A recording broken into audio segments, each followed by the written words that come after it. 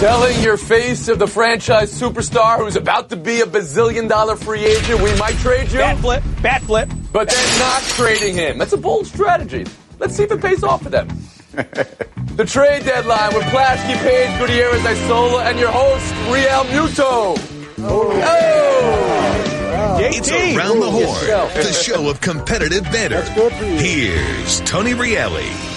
A trade deadline dominated by a trade that wasn't. Bryce Harper not traded, but the Washington Nationals cannot unring the bell of the last 24 hours. We're going to start here. After putting him on the market so publicly, question mark, after all the clubhouse rumors, exclamation point, what happens? Can this relationship be salvaged? Will the Nats regret what happened this week? Frank Isola, start us off. It's very bizarre, exclamation point. 2 weeks ago, here's this guy in his home park winning the home run derby, and he has, this love affair with the fan base. I get it. He's only batting .220, but he does have 25 home runs, 62 RBIs. He can carry a team. They're only 5.5 games out. A team is allowed to have a bad year. They have made the playoff 2 straight seasons, and to me, a lot of the focus should be on the manager, not on Bryce Harper. I think they made a mistake by putting him out there, but I would still try to keep him. Mm-hmm. All right. Israel Gutierrez? It's just such a difficult situation. I know a lot of people are sort of killing the Nationals here, but this season has been kind of worst possible scenario where you consider high expectations not living up to it. You're going into, Harper's free agency year and you don't know what to do. It's not like you knew what you were going to do necessarily going in because this was a guy that you're talking about needing $400 million to sign a contract, and he's a Scott Boras client, so it makes you nervous. On top of everything else, you've got an anonymous source telling Yahoo that the clubhouse is a mess and things are in shambles. So why wouldn't you at least explore the idea of trading him, especially when you have a 19-year-old Soto who's going to be, a fixture in your lineup and can sort of replace him? I think they went about it incorrectly, but how is there some sort of template? Is there some sort of formula for how you're supposed to in a season that's kind of become a mess? Okay. You said high expectations not living up to it. Those Nationals didn't go crazy. Those Nationals went national. That's what they do. Exactly. Woody Page, what do you think of everything in the last 24 hours? Hearing he might be available, then pulling him back and knowing you're going to try to want to have a relationship with him going forward. Well, I don't blame them at all. I mean, really, realistically, I still don't think they're going to make the playoffs as a wild card team. They're going to have a great run, Frank, and that would include your power hitter hitting better than 220. So I don't think there's going to be any problems repairing the relationship because he knows at the end of the year he's going to be a free agent. They know at the end of the year. He made some remarks over the last couple of days about players on other teams, including the one whose name you've taken today. I think that they'll be fine the rest of the year, particularly if they do get on a winning streak. I think everybody accepts this as part of doing business. Okay. All right. Bill Plaschke, is this type of business that you can get behind? No, it was very clumsy the way they did, and it never should have leaked out that they were thinking about trading him. But it can't all be fixed. And Woody's they don't need to play great. They just need to have a good couple of weeks. They're only 5.5 games out. They can get back in this. Harper's playing for a contract, so he'll be motivated. He still cares about himself. To forget if his teammates don't like him anymore, he still cares about himself. Dave Martinez is probably managing for his job, so there's that. I think there's enough impetus there that they can get back in this. They're talented enough. It's silly to think that they weren't going to get value for him anyway. So they never should have even thought about trading him because nobody's going to take him at this point. Now they got to go for it. And they still have a chance. They're still in it. Again, they're a couple weeks of good games from getting right back in it. I saw it back in. Yeah, and I think Bill is right. If the Dodgers or the Cubs or the Yankees, teams with, all the resources to sign a player like Harper, why would you go out and give up prospects when right during the offseason you could sign him as a free agent? So they were never going to get equal value. To me, Bill used a great word, clumsy. That's what today was for the Washington Nationals. Mm-hmm. I go to Plaschke for my clumsy. Last word, Woody Page after the horn. Well, he's from Las Vegas, so if the Dodgers had pulled off a whirlwind trade, as they did with Machado, I think that Washington would have accepted it. So I don't think it was clumsy. I think he's they were from Las Vegas, which is near Los Angeles. Is that what you just told us, Woody Page? Well, yeah. Okay, what's it got to do with anything? What has it to do with anything? He said in the past he's always dreamed of playing in pinstripes with the Yankees. The Cubs have been long linked to him. The question here that means everything is, in the last 24 hours, did the Nationals just burn every possibility of re-signing him this offseason? Your answer to that, Frank Isola? No, I don't believe that. They're still in command, and I still think that relationship he has with the fans is something that's strong and real. We'll see what happens in November. Israel, how about you? That better be a high value. They better really value that, because he's not going to be worth whatever it is he gets paid. History has shown us that, and he's probably going to get paid $300 million plus. Woody? Well, if they overpay him, because there aren't that many teams that are willing to put up that kind of money, and particularly with the kind of season he's had, do you really, if you're Milwaukee or, say, Denver, you really want to go for $400 million? I don't think so. Mm-hmm. That's where this can be fixed, and he might not get the offer he wants elsewhere. He may end up going right back there. Absolutely. Yeah, he might mean more to the Nationals than he does to anybody else. We'll move on. The other trade that dominated this deadline has done it for an opposite reason. It's the Astros trading for Roberto Osuna. Currently, in the last week of his 75-game league suspensions for domestic abuse. Legal case ongoing. Astros, quote-unquote, a zero-tolerance franchise, say they've done unprecedented due diligence. Osuna has shown remorse and will proactively engage in counseling. That's what they released. Justin Verlander, Lance McCullers Jr., so public in their disapproval of an Astros prospect who was recently charged with abuse. Verlander here calling the Osuna situation a tough situation. Go Plaschke, how are baseball fans and Justin Verlander and Lance McCullers Jr. to consider this? They ought to consider it appalling. I'm stunned they made this kind of move. The chemistry is so important in baseball. It's so important. And also being a good representative in the community is so important to franchises. And to bring a guy like this in here in a clubhouse where he's not going to be welcome. Look at the tweets, the way they look at domestic violence in a fan base that's used to the team that's not going to be welcoming him. And again, the court cases say, okay, well, he's paid his price. He hasn't even gone to court yet. So we don't know exactly what this is. So they're making this kind of trade, not knowing exactly how it's going to turn out for him. And this zero tolerance policy, what a joke. Zero tolerance. You just tolerated acquiring a guy that, by the way, nobody else wanted him. And Toronto didn't want him. Toronto wasn't going to pitch him again this year. So I don't know what the Astros were thinking. Woody Page? They're not thinking, Bill. This is a ludicrous move on their part. I mean, they're talking about zero tolerance toward minor leaguers. They took their closer from previous years and sent him to the minor leagues because of one obscenity. So they turn around and sign a guy that hadn't pitched in 75 games, and they think he's going to regain it that quickly, and a guy that hasn't shown remorse publicly. He hasn't said anything about it. So, I mean, he hadn't come out and said, oh, yeah, I'm over that. It's not me. So I think they have done nothing but screw up not only the pitchers' meetings, but that entire clubhouse, and they made a mistake. Israel Gutierrez.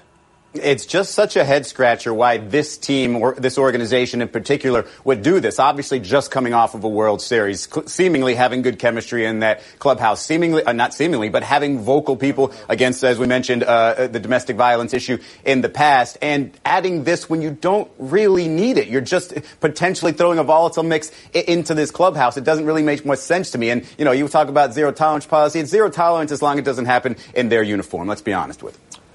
Frank Isola. Now, I think Israel is right. When you think about taking the temperature of your clubhouse and what your players are saying, but I would remind everybody, and Bill knows about this, back in 2015, the Dodgers could have traded for Aroldis Chapman. There were allegations about domestic violence against him, and they backed away from it. The Yankees acquired him. They then traded him to the Chicago Cubs, everybody's lovable team. They won a World Series with Chapman. The Yankees got him back. They came within one game of going to the World Series. So all these general managers, no one wants to stand on any high moral ground. Their job is to try to build a winning team, and that's ultimately why the Astros made this move. Woody, you want something else? Sure. Do you remember Animal Farm? All pigs is equal, but some pigs are more equal than others. That's basically the situation here, that he is not equal to everybody else in that organization. They thought, because the guy saved all those games last year, that he should be brought in. No, Orwell wouldn't accept this. Plaschke after the one. Yeah, and to think the Astros, they're the best team in baseball. They're headed for the World Series again. They didn't need to do this. They're the one team in baseball that didn't need to take this kind of chance. Mm-hmm. Okay. Well, they did have a very tough month after the All-Star game, and they're no longer the best team in baseball. The Red Sox are running away with the American League. I understand what you're saying, Bill, but maybe they had a little bit of panic on their chances of repeating this year as well. We've been Horn. We'll move on to the other deals at the deadline. Lance Lynn to the Yankees, Ian Kinsler to the Red Sox, Tommy Pham to the Rays, Cameron Maybin to the Mariners, Wilson Ramos to the Phillies, Brad Ziegler to the D-backs. Ton of moves.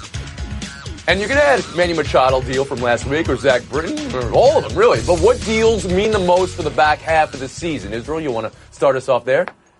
Yeah, looking at the landscape of the trades, you see that anybody that seemed to be in contention sort of upgraded at some point or some level, right? I guess the one that you still look back at and say, hey, they made the biggest leap because of that was Manny Machado, because we were talking then, did they sort of catch up to the Cubs? Are they now the favorite in the National League? I think nobody else has made that much of an upgrade as the Dodgers did.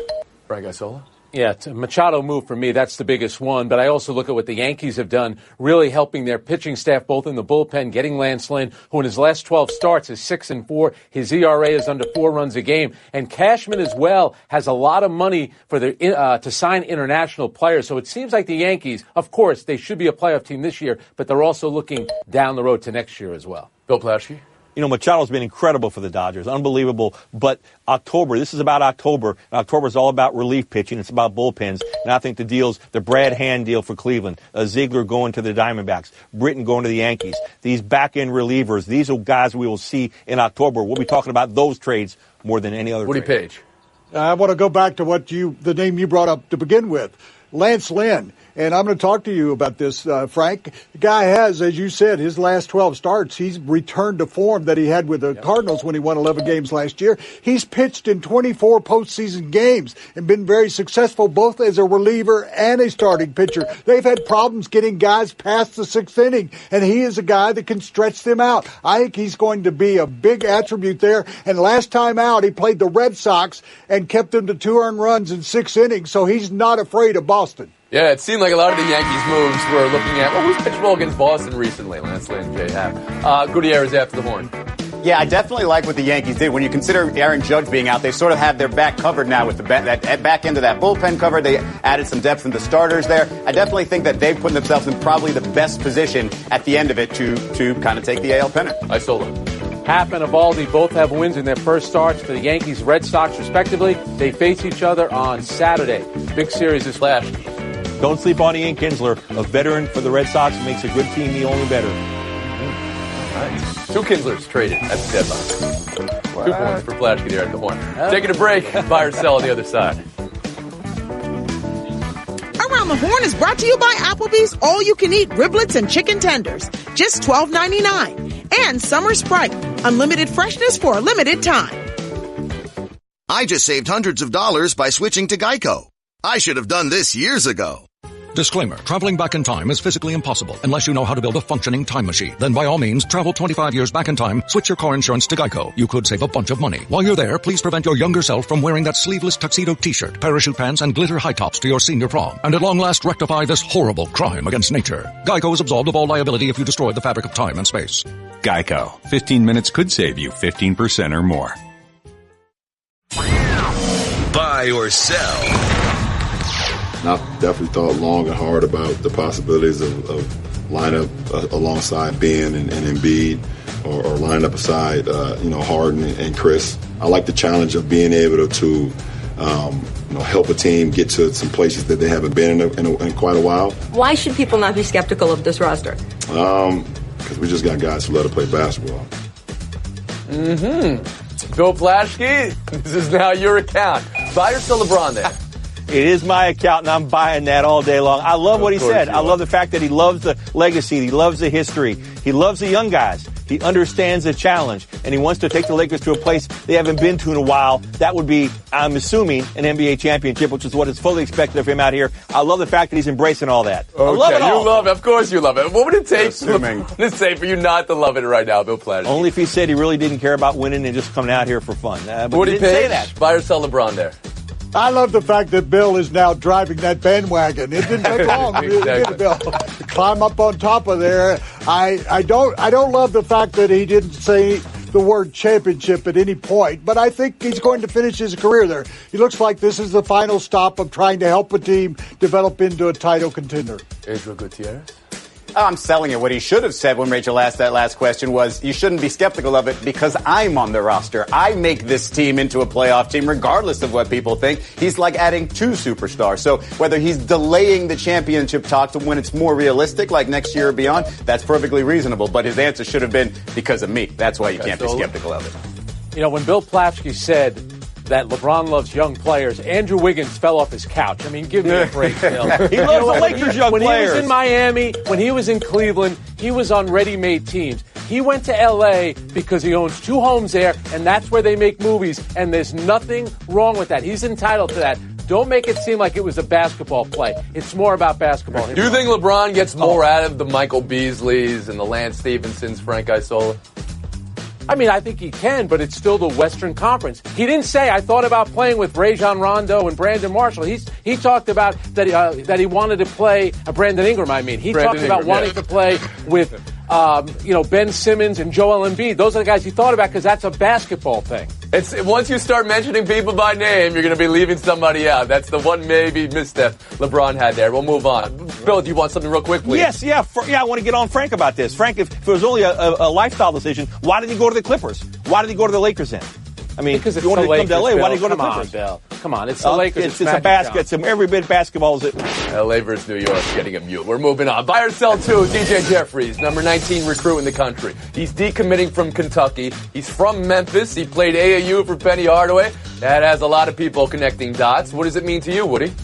Well, you forgot to mention this is my account, having grown up and spent the first half of my life in Memphis. Okay. Penny Hardaway is legendary there. As an AAU coach, as a high school coach winning state championships, this is a perfect move. And, of course, Jeffries, having played for him, and Olive Branch, Mississippi, where he's from, is right on the edge of Memphis. I think this is the start of bringing back what Calipari had there before, and Larry Finch, Gene Bartow before him, and I think they're going to be a national factor again. He's going to bring other players, 5-star recruits with him. Israel, you read anything into this?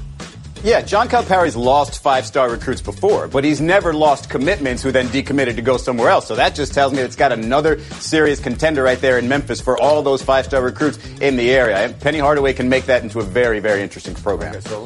All is fair in love, war, and college basketball recruiting. John Calipari has stolen enough players over his time as well. In fact, when he was at Memphis, he got Derrick Rose to go there. So you know what? John Calipari still coaches at Kentucky. He'll be able to get enough players, more than Penny Hardaway at Memphis. Bill Plaschke. Will he, Frank, or is he starting on the decline on that recruiting? This is what John Calipari does. He recruits players. That's his value to them. Number 1 or 2 in the recruiting class in the country in the last 10 years. Yet so far he's only has one major commitment for 2019. You have to wonder maybe his voice isn't being heard like it was before. I don't know. Okay. Or this happens to be one player from Memphis, and that's what we're talking about. It's Penny Hardaway. We'll move on. Buy or sell 3. Football. Stephon Diggs, 5-year extension with the Vikings. $40 million guaranteed.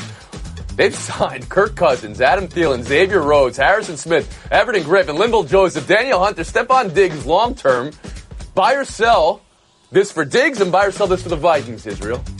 Well, selling it a little bit because $40 million seems like a lot of guaranteed money for a guy who hasn't had a 1,000-yard season. But to me, it just really comes down to what you think of Kirk Cousins. If Kirk Cousins is the high-quality quarterback that you want, then those other pieces are already solid right there, especially with Dalvin Cook coming back from injury. Hey, Diggs had the play of the season last year in that playoff game against New Orleans. He's definitely worth it. You need dynamic receivers. And remember, they only scored 1 touchdown in the NFC Championship game. They needed to make this signing. Yeah, you get Kirk Cousins. You need receivers. He's only 24, and again, he's a part of the most iconic play in Minnesota Viking history. You got to keep him. Good move. Woody Page. Sure, this is a team that was in the Final Four last year and will be in the Final Four, in my opinion, again this year. And you got him tied up until he's 30 years old. What a bargain. He's only making $1.8 billion this year. I think it's a great signing. Look at those scores. And it was Plaschke and Isola going after the horn once. Oh, yeah. Again in showdown. Lakers. Leading. Woody Page, Ezra Gutierrez. No showdown for you. Bill, Frank. Head-to-head next. Are the Knicks even still playing? Do they still have a franchise?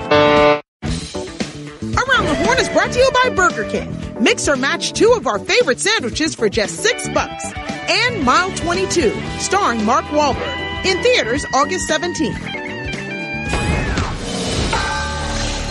Bill Plaschke, Frank Isola, good luck in showdown. QBRV. Yeah. Baker Mayfield tells HBO Hard Knocks they can't come in. Privacy. My home.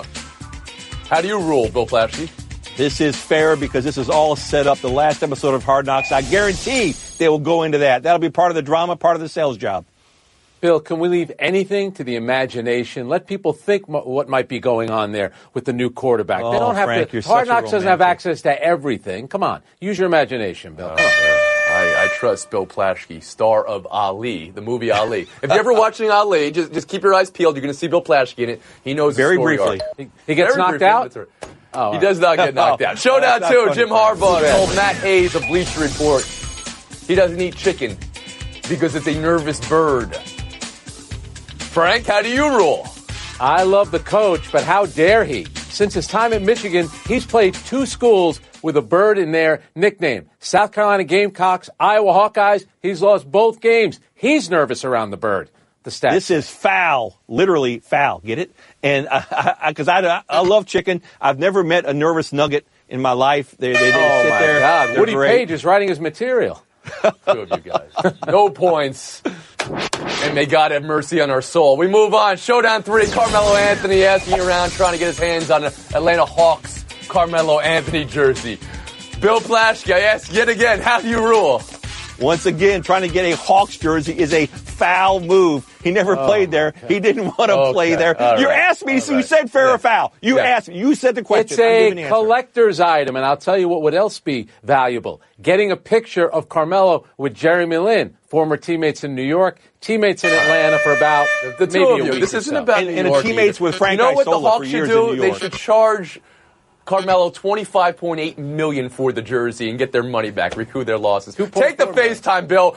You got -3. This is terrible. This is the 10th anniversary of one of the greatest swindles in Dodger history. On this day, 10 years ago, the Dodgers traded for Manny Ramirez, and it sparked a huge outburst in L.A. Manny Wood was created. Fans wore dreadlocks in the caps. Everybody loved him. He is the greatest hitter I've ever seen the rest of the summer. Led him to the NLCS. And next year, what happened?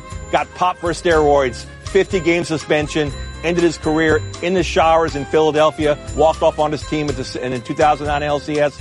Things are never as they seem in baseball. Never quite believe what you're watching. This is the greatest swindle around the horn history, I tell you. Winning Tell us about Ali. Enjoy Dozierwood in L.A., Plaschke. You got Brian Dozier. That's great.